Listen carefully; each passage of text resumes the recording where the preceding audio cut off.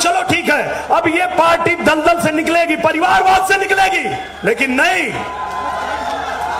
ये परिवारवाद से निकलने वाली पार्टी नहीं है। मैं तो अखिलेश यादव जी को हाथ जोड़ के एक समझौता, एक वो देना चाहता हूं, राय देना चाहता हूं कि आप अपने पार्टी का नाम बदल दीजिए, समाजवादी की जगह उसका नाम रखिए परिवारवादी पार्टी।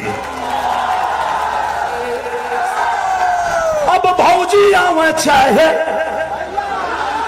गावा लोग अगवा, चाहे भौजी आवे चाहे अब आजमगढ़ होई और होई चाहे पर फैसला अटल रहे, अखिलेश हुए फरार निरहुआ डटल रहे। संसद भवन में आप गूगल करके देखना, गूगल में मिलेगा आपको कि अखिलेश यादव ने संसद में आजमगढ़ के बारे में कितनी बार बात किया, तो आपको मिलेगा उत्तर 0। कितना? 0। तो उस दिनकर जी की 2 लाइनें याद रखिए, सिमटी बाहों को खोल गरुड़, उड़ने का जब अंदाज बदल, जो हद तेरा है छीन उसे, भिखमंगों की आवाज बदल।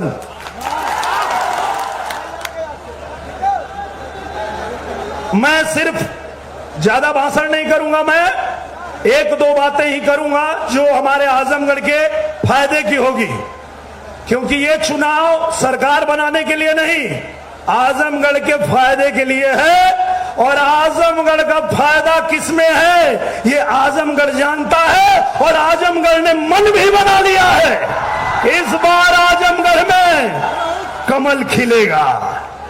तो आप सब कमल खिलाने को तैयार हैं? एक बार सब लोग हाथ उठा के बताइए पूजनीय महाराज जी के सामने, सब लोग तैयार हैं? यहां कमल खिलाना क्यों जरूरी है? यहां कमल खिलाना इसलिए जरूरी है कि लक्ष्मी माई कमल पे बैठ के आवेली। कबो देखले हुआ लोग साइकिल पर, हाथी पे देखले हुआ ना ना, तो कौने भरम में आजमगढ़ पड़ल हो भैया, कौने भरम में? आजमगढ़ का विकास तब होई जब आजमगढ़ में कमल खिली, कमल। और वही कमल के खिलावे खातिर के हमारे पूजनीय महाराज जी आशीर्वाद दे के मुझे दोबारा भेजे हैं। और मैं जो आप लोगों के बीच में आके बार बार दावा कर रहा हूं, गांव गांव घूम रहा हूं और आपसे ये कह रहा हूं कि आप भरोसा रखो होगा, तो वो होगा कि नहीं होगा अभी आपके सामने ही फैसला हो जाएगा। अभी मैं आपके सामने ही पूजनीय महाराज जी से पूछ लेता हूं। पूजनीय महाराज जी, मैं जब इनके बीच में जाता हूं तो मैं इनसे कहता हूं कि आप लोग कमल खिलाओ, जैसे हमारे पूजनीय मोदी जी ने बनारस को चमकाया है, जैसे हमारे पूजनीय योगी आदित्यनाथ जी ने गोरखपुर को चमकाया है। तो मैं मोदी जी का भी बहुत बड़ा भक्त हूं और पूजनीय योगी आदित्यनाथ जी का भी बहुत बड़ा भक्त हूं। इनके चरणों में ले जाके कमल रखूंगा और इनसे कहूंगा कि जैसे विकास, जैसे आपने बनारस को चमकाया, जैसे आपने गोरखपुर को चमकाया, वैसे हमारे आजमगढ़ को चमका दीजिए।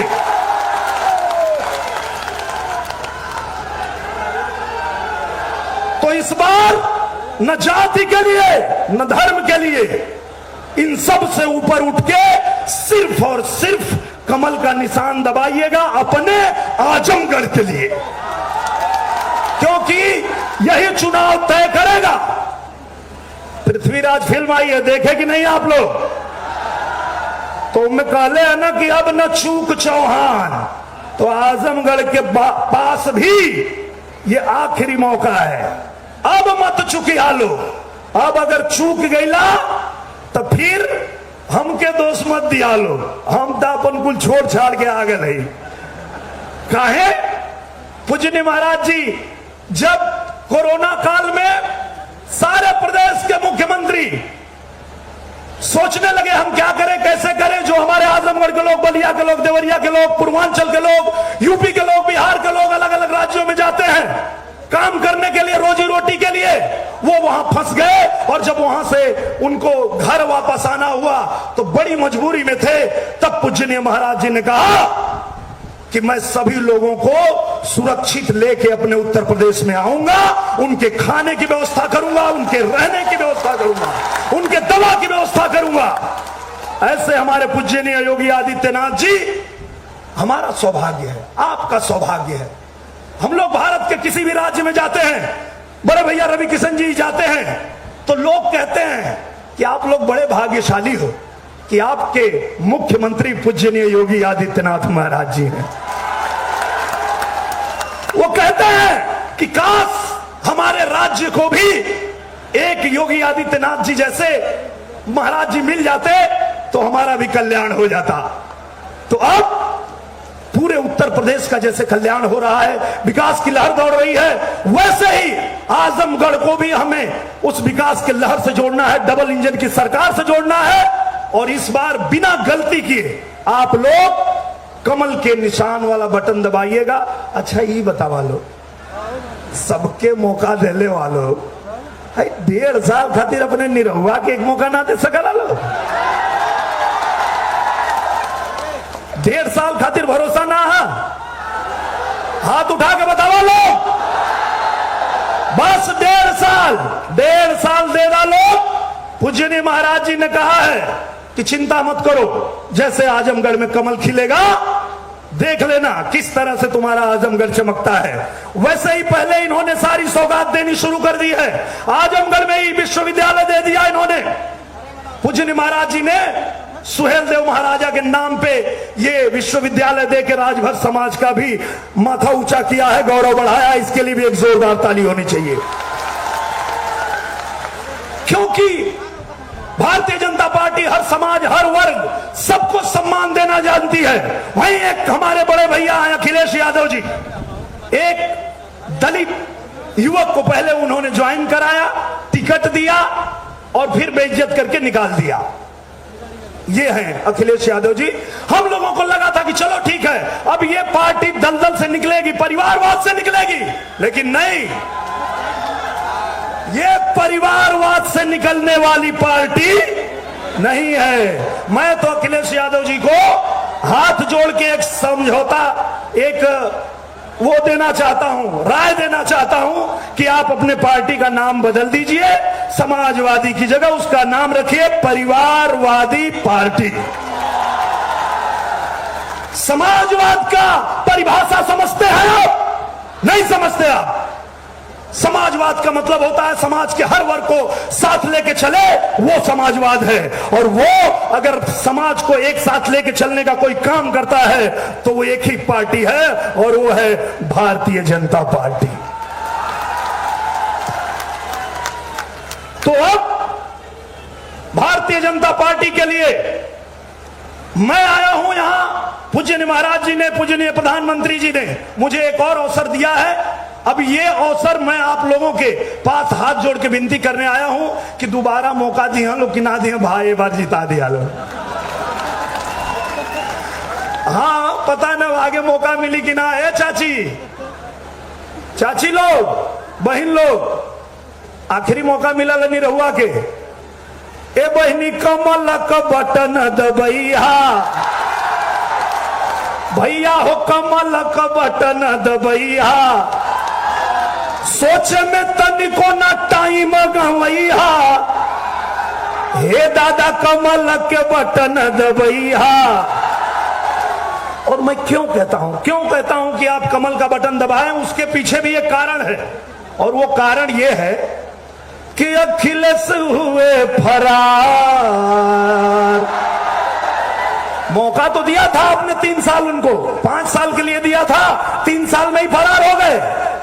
तो अखिलेश हुए फरार,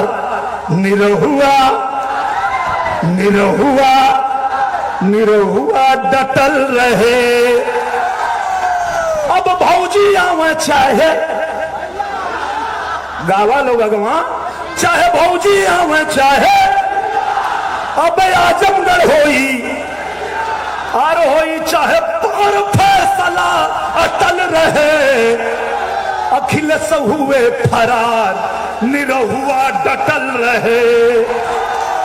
मैं पूजनीय महाराज जी के चरणों में प्रणाम करते हुए ये कहता हूं, जीवन भर ऐसे ही निरहुआ आजमगढ़ के लिए डटा रहेगा, बस अपना आशीर्वाद प्यार दे दीजिएगा। और मैं ये कहता हूं, आप लोगों को वैसा धोखा नहीं दूंगा जो धोखा आप लोगों को बार बार समाजवादी पार्टी देती है। आप लोगों को एक बार गिलानी नहीं होती है, बुरा नहीं लगता है? आप लोग को समझ में ये बात क्यों नहीं आती है कि बार बार जाते हैं पूर्वांचल में, आप पैदा हुए हैं, आजमगढ़ में पैदा हुए हैं, सफाई इटावा में जाके भीख मांगते, भैया टिकटवा दे दा, भैया टिकटवा दे दा, भैया टिकटवा दे दा। अच्छा लगता है? अच्छा लगता है क्या? अरे अगर यादव ही लड़ाना था तो आजमगढ़ की धरती पे आहिर पैदा नहीं हुए हैं क्या? पूर्वांचल की धरती पे यादव पैदा नहीं हुए क्या? पर किसी भी जाति धर्म समाज के लोगों को लड़ाना है तो यहां के लोगों को लड़ाओ। बार बार कभी आप लड़ेंगे, कभी आपके पिताजी लड़ेंगे, कभी आपकी बीवी लड़ेंगी, कभी आपका भाई लड़ेगा, नाती पोता। अरे ये क्या है? तो इससे बढ़िया तो फिर रहने दिए होते राजशाही। लोकतंत्र की जरूरत क्या थी? लोकतंत्र की आवश्यकता क्या थी? जब लोकतंत्र आया है तो सबको मौका दीजिए, जैसे हमारे पूजनीय महाराज जी मौका देते हैं, हमारे पूजनीय मोदी जी मौका देते हैं, भारतीय जनता पार्टी मौका देती है। यही बगल में गोरखपुर से देखिए, हमारे बड़े भैया रवि किशन जी को मौका मिला और हमारे बड़े भैया आज वहां पे लगातार जाते रहते हैं। जब मैं देखता हूं तो भैया गोरखपुर में, भैया गोरखपुर में है। जो लोग ये कहते हैं कि निरहुआ चुनाव जीत जाओगे तो बंबई भाग जाओगे, हमारे बड़े भैया रवि किशन जी भाग गए क्या? मुझे तो नहीं लगता है कि बड़े भैया रवि किशन जी ने जितनी बार संसद में सवाल उठाया होगा, जितनी बार अपनी बात कही होगी, जितनी बार अपने क्षेत्र में गए होंगे, उसका 0%, 1% छोड़ा हो संसद भवन में। आप गूगल करके देखना, गूगल में मिलेगा आपको कि अखिलेश यादव ने संसद में आजमगढ़ के बारे में कितनी बार बात किया, तो आपको मिलेगा उत्तर 0। कितना? 0। तो उस 0 को 0 बनाओ और इस हीरो को हीरो। कहा है कि ये हीरो के हीरो तो आना लोग बनोले हवा। यही बगलिया में गाजीपुर में हम गाय चरावत रहनी और तो हम लोग आशीर्वाद दे के प्यार दे के हमके भेज देला बंबई, हम जाके फिल्म में काम करे लगनी और वहां भी बड़ा सम्मान प्यार मिलल। अब जब पूजनीय महाराज जी आप लोग का सेवा करे खातिर बोला लेना कि ठीक है बड़ी अच्छी फिल्म बनाते हो, बनाना आजमगढ़ में बनाना, वहां सारी सुविधा लगा देंगे, वहीं करना, लेकिन आजमगढ़ के लोगों को सेवा की जरूरत है, सेवा करो। वहां धोखेबाज परिवार आके बार बार धोखा देके भाग जाता है, तुम चलो वहां चल के सेवा करो। तो मैं आपकी सेवा करने आया हूं और आप लोगों को बताना चाहता हूं कि अब आप लोग एक बात, आखिरी 2 लाइन मेरी मान लीजिएगा और पूर्वांचल का, आजमगढ़ का नाम हंसाइए मत। और दिनकर जी की 2 लाइनें याद रखिए, सिमटी बाहों को खोल गरुड़, उड़ने का जब अंदाज बदल, जो हद तेरा है छीन उसे, भिखमंगों की आवाज बदल। बस इन्हीं शब्दों के साथ मैं सबका धन्यवाद करते हुए अपने वाणी को विराम देता हूं।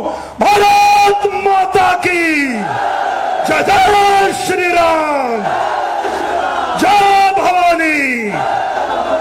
बहुत बहुत धन्यवाद।